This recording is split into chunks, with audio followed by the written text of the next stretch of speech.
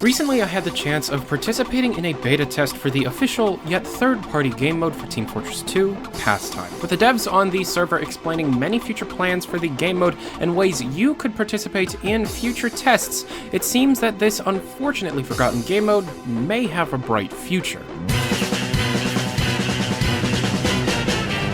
First, to any that do not know what this fairly new game mode is, Pastime was introduced to Team Fortress 2, being developed by Escalation Studios and Bad Robot in partnership with Valve back in August of 2015. And within this game, two teams face off in an arena, with the goal being to take a ball dropped in the center of the map called the Jack to the opposing team's goals. It has been updated over time, adding a new map, Pinewood, in November, and slowly fixes and small features have been introduced.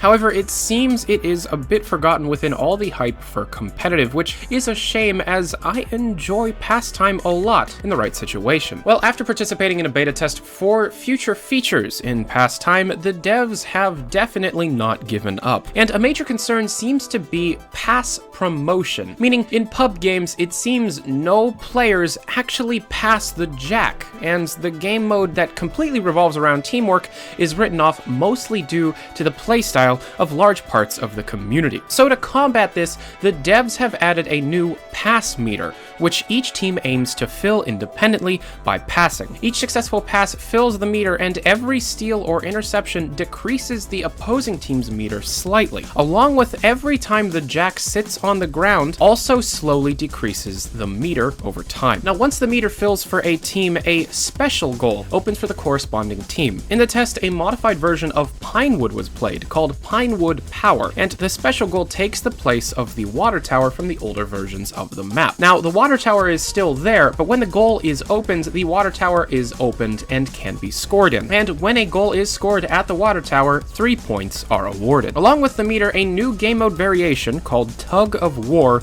was discussed. Playing to 5 points, each team fights to make a goal. And once a goal is made, the team is awarded a point, and the opposing team loses a point. Teamwork is crucial, with proper passing and coordination being a requirement, especially with the newly discussed changes to the Jack carrier. Now, the carrier of the Jack is marked for death when walking alone. However, when surrounded by a group of teammates, not only does the mark for death get removed, but the surrounding team members become as fast as the fastest class in the group, making close teamwork the most important aspect for a win. The team teased many cool things in the future when Pastime finally gets out of beta, and interestingly enough, back on the February 29th update to Team Fortress 2, a Pastime hat Jack model was found in the model files. Now, this hat is incredibly detailed, with almost 14,000 tries, exceeding Source Engine's poly limit a few times over. Now remember, this hat was not discussed during the beta test, and the team refused to comment when asked, so the point of this hat is unknown. However, it is easy to assume it will have to do with a future Pastime-related update released alongside the game mode being brought out of beta. The incredibly high poly count is interesting, and if I were to do some very heavy and